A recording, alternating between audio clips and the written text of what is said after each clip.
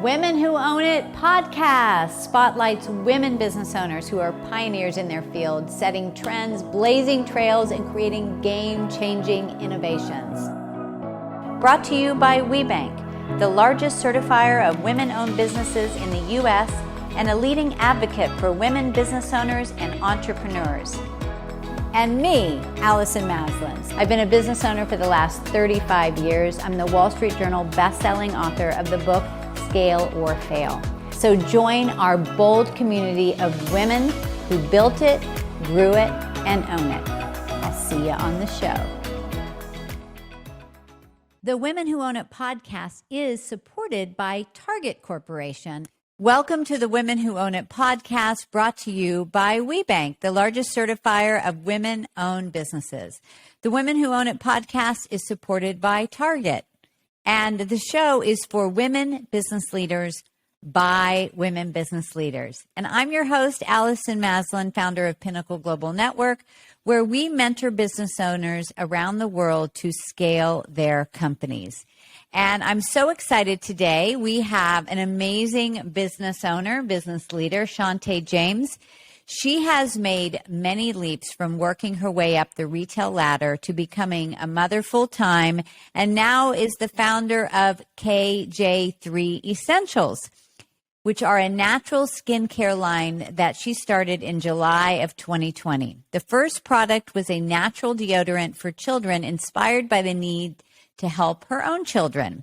Shante's children have been a big inspiration for KJ3 Essentials, and she's a firm believer in sharing the process of her business with her children. And I'm a big believer of that too, although my daughter is now all grown and 34, but she was around me throughout my business career. And so, Shante, so happy that you're here. Oh, wow. Allison, thank you. I'm so happy to be here as well. I'm very excited. It's a great opportunity, something I couldn't, let go away. Yeah, we're happy that you're here and excited about what you've been creating. So let me ask you, you made the jump from working in the big box retailers to becoming a stay-at-home mom to starting your own business. Just in the last few years. What inspired you to start KJ3 Essentials and develop your own natural skincare products? Yes, Allison. So as you said, I worked in the big box industry for years. After college, that's where I continued to grow my career. And I noticed the different brands that were there. And actually prior to March of 2020, my family and I, we had a beauty supply store where we offer beauty care products and hair care products. And as we carry, we really monitor the products that we had in the store. Most of the products were made in the U.S. by women. And I just thought when I would be in the store, like, well, if I can sell this, why can't I go ahead and start my own business? And my children, they're Kennedy, Kyler, and Corey. They're really heavy into science. They love it. They love baking. They love making things. And, just at home during that time, we were making lip balms. And for my daughter, as you said, we started making deodorants. So as things changed, during June, summer of 2020, I was home with them more. And we were able to work on a product and start, our family members started asking about it. And they're like, well, you should start a business. And so actually we started. The kids were excited. They wanted it to be named after them. My daughter actually came up with the name KJ3 Essentials, knowing that essentials are things that kids need. It's everyday needs. Right. So they began to get excited. They helped me with the logos. We've made quite a few changes over time. You see, I'm wearing the shirt Kid Life, and it's a branch of KJ3 just to make the brand a little bit more exciting and let our customers know, that the products are for kids. Oh, I love that. That's so awesome. I mean, really, that's an incredible impact you're making on your children to help them to see the possibility, to come up with an idea and actually bring it to fruition. So, exactly. now what did you have to do personally to kind of break through, to take this leap and to go on your own? What did I have to do personally? I had to do a lot of research. The one thing that I'm, a little bit overwhelmed with is being a wife, a mom, taking care of home, and then, researching, taking care of the customers. As a CEO, which is something I plan to move away from as I grow the business, because as we scale, I'm going to need more than myself in order to be successful. So the things that I had to do was research, take quite a few classes. I did consult with WeBank and I had quite a few, maybe like 3 or 4 sessions just to work on pitching, branding, setting up the business correctly. And I've also had the opportunity to speak with other women that have products in stores and have been successful. I actually have a master class tomorrow for the first time with someone that's been around for some time, and I'm very excited to learn. So the one thing I had to do is continue to learn. I'm learning that, I can't do this alone, and I have to consult with others and just keep going. And those things that I'm learning, I'm passing it on to my children as well. Yeah, I love that. Well, look, I'm still learning too, and I've been at this for 40 years. So I think it's, once you figure Awesome. that You're doing out, well. that I don't know that you ever fully get there, right? We're always learning. Right. So I love that you started out Yes. that way with that kind of attitude. I think it's really important. What has surprised you, Shante? I mean, you've just been at this for a few years now. Is there anything where you're like, wow, I didn't realize it was going to be like this? Or is there anything about the business so far that you didn't expect? Well, yes, some things about the business, of course, the expenses. There's that. Of course, my overhead is a little low because as we grow, I'm trying to, keep things on the right scale and balance. But it's pretty expensive. And like I said before, you wear many hats. I have to be the photographer. I have to be the social media guru, and I know nothing about it. I have to pick out the packaging, make the orders. And, even when you think of stuff, if you're like, well, I'm going to come up with this, I want to get my deodorant out on the shelves in stores, or I want to sell it online. There's so many costs involved, like the labels, the shipping to get your containers, the shipping to get your products to customers. So it's overall expensive. And being a small business owner, I'm surprised at the many hats we have to wear. Yes.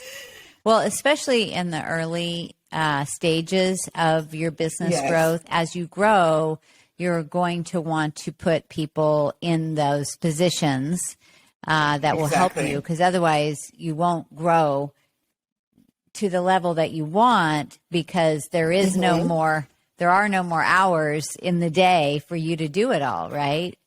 And so there aren't. Sometimes I go to sleep like, well, after being home with the kids, cooking dinner and everything else, I still have to do things on my to-do list, but sometimes I just have to let go and get some rest. Yeah. Oh, that's a big one. That's a big one for sure. Because I don't know that it's ever done, right? There's always going to be more on your list. Now, exactly. What are some mistakes that you've made so far? For those of you that are listening, and especially for those of you that are in the early stages in your business, or you're just starting your business, I think it's important when we learn from others' mistakes so we can go, okay, well, what would they do differently now? So are there any that stand out for you, Shante?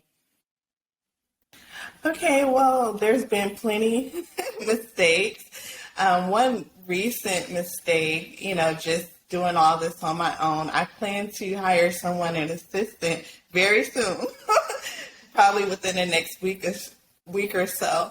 One mistake that I made, I'm working with a manufacturer, and they were waiting on my labels for a new product. So I I confirmed the order with the vendor that's making my labels, and I confirmed it for the wrong type of deodorant. And so the lab, they're ready to make the deodorant, but they actually received the wrong label. And this was after me checking and saying, oh, yes, that's okay. So that's just one mistake. And where I'm trying to go is, when you're a mom, I say mompreneur, and you're doing all these different things at home, it's important to really take your time and try to set aside 3 or 4 hours where you can go in a room and close the door and not have any distractions. Because if we carry our phones. I carry my phone with me like daily. And so the kids are like, you're always on the phone. But I'm like, well, I'm handling business. So when I'm doing something and they're like, mom, then, it's a distraction that causes mistakes sometimes. And I'm not blaming them, but I just think it's very important to not try to be the superhero, like really set time aside to work on things. I think that's great advice. They've done studies that really multitasking does not move you faster. And because it's really almost impossible to fully focus on 2 or 3 or even 4 things at once, like, some of us try to manage. And then you can make some big mistakes. So I think that's those lessons can be costly, but also really can help us to hopefully stop doing them in the future, right? So exactly, and it was costly because I didn't have the extra money for that extra order yet. But I'm hoping to use those labels again later. Yeah. Oh my good. Well, every time you look at them, you will remember, right? Every time you look at them. So your kids are a big inspiration for you, obviously. And why is it so important for you to have your children be involved in your business? And what kind of impact do you feel that it can make for them? Yes, our kids, they're a great inspiration. With the background that my husband and I had, we both went to college and we were able to learn quite a few things. We want to inspire them and let them know that, if they have a vision or if they think of something they want to invent or something, we're going to be here to help them out.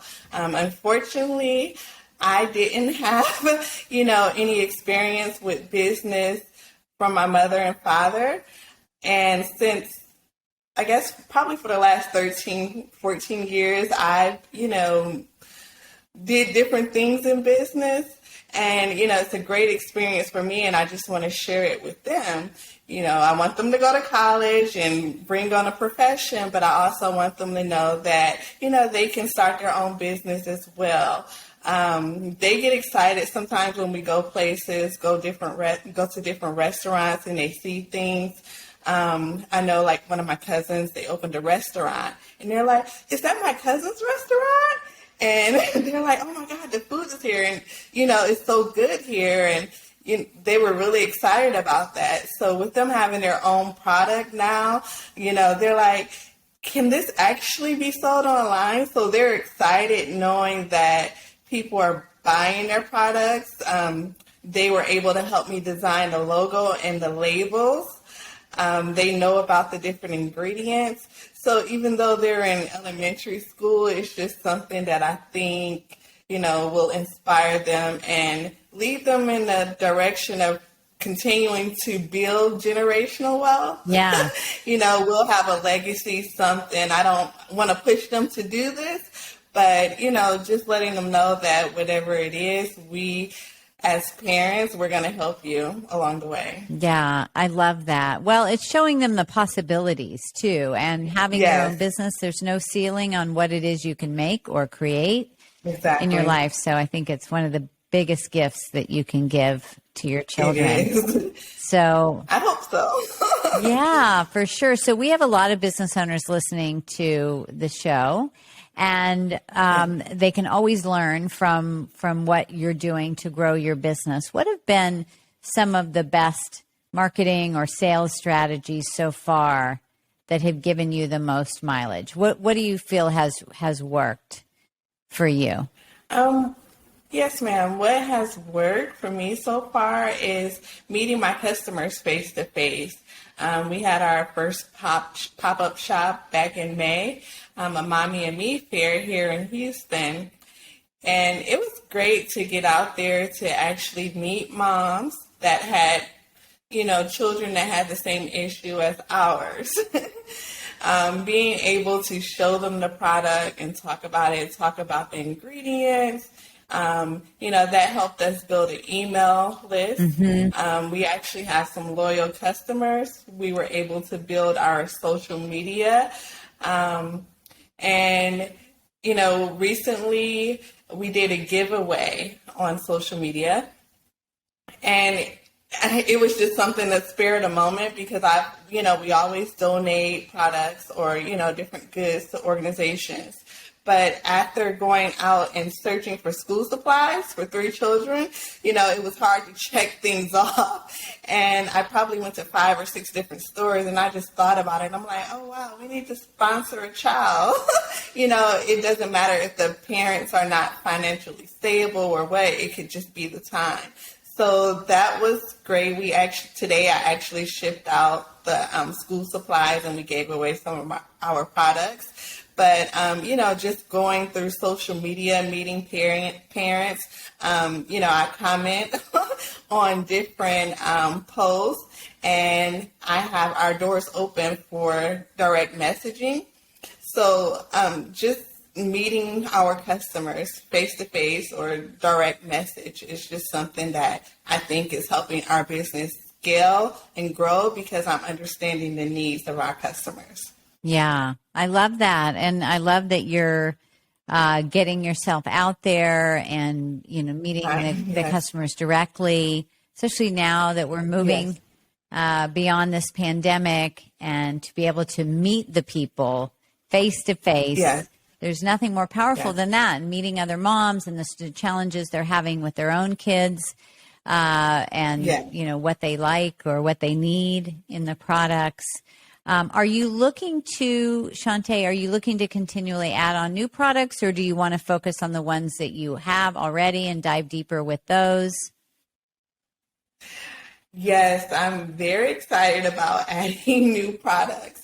And sometimes it can be a problem because, as business owners, we have so many different visions or different things where it's like, well, let me work on this first before I jump on adding, more products. But I'm very excited, eager to add more products that are daily essentials. Like, I want our company to grow.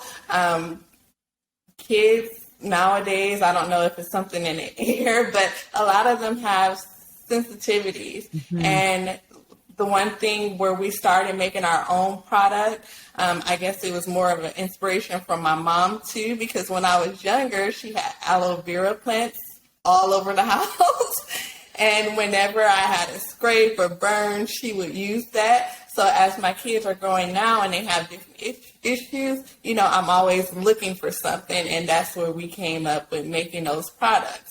So as we continue to have different issues in the house, I'm like, okay, that would be my next product. Yeah. So I probably have maybe like 5 different products in mind that I'm working on. And I'm hoping to launch maybe 2 by the end of December. Wow. That's great. Yes. Well, they say that necessity is the mother of invention. So when you have a problem, others are having that challenge too. I remember my daughter had a lot of sensitivities as a kid, and that was, and I know a lot of people struggle with that. So I definitely think that you've tapped into something. Now, there's an understanding, Shante, that focusing on the activities that give you the top 20% return in your company is where you should focus your time and your money and your energy. Are you more focused on getting into retail or direct to consumer or both? Or are you dividing your time between both? I'm dividing my time into doing both. However, with everyone being indoors, it seems like, online, direct, company to consumer is pretty popular right now. As a small business, I'm able to save. What I'm learning is going into the big box retailers, the stores and different things like that, it can be a little bit more expensive. So that's why I said before, I'm excited about a master class that I have tomorrow, where before I spend money, take on the fees of finding a broker and different things like that and just throwing myself in a store, I want to learn from someone else that has already done it. That way I can learn from them, like what mistakes they made, or find out what things I need to work on before I take that big step and go into the store. Yeah. Right now I'm working from home, so I have products here at home and also in a storage unit. So before I make that major jump, I'm focusing more on direct customer, company to customer. Yeah. Right, So then you take out your margins are bigger, right? Because you're not having to wholesale it. And you had a retail store, or you've been in the beauty supply business. What's been different for you being on the retail vendor side versus working as the retailer? Okay, that's a great question, and it makes me go back because when I worked in retail as well, I was a merchandising manager, and this was a bigger company. So, my smaller store and the major big box retailer, although it's a big gap, both experiences helped me, get myself to be the supplier. So there's a great big difference. I'm even noticing with packaging, like getting the labels, the right containers available for stores, that's pretty important to me because I know, like, when you're in retail, if I want to grab more customers, as a company, I want to focus on trying to making it to the end cap of the stores. Right. So it's very important that my product packaging is attractive. The pricing is good. And, it's just quite a few things that I've noticed when, sometimes I think back to working in the store when I received the shipments, the pricing. So the things that I look at is, the profit margin. And going back to being working in a big box store, I noticed that we invoice the suppliers for working, putting their products on an end cap. So that's something that I have to prepare for to get ready for those costs. Yeah. Well, it sounds like having that experience working in the big box stores definitely gave you a good perspective on all sides. And I think that's really important. And so when you think about scaling your company, KJ3 Essentials and Kid Life, what are, for you right now, if you're looking ahead in the next year, what are some of the objectives you're focusing on? Yes, ma'am. Some of the things that I'm focusing on, I'm focusing on a workspace. Like I said, it's important that I get away sometimes for 2 to 3 hours to work on things without distractions. Having a home of 5 people, our home, it has grown.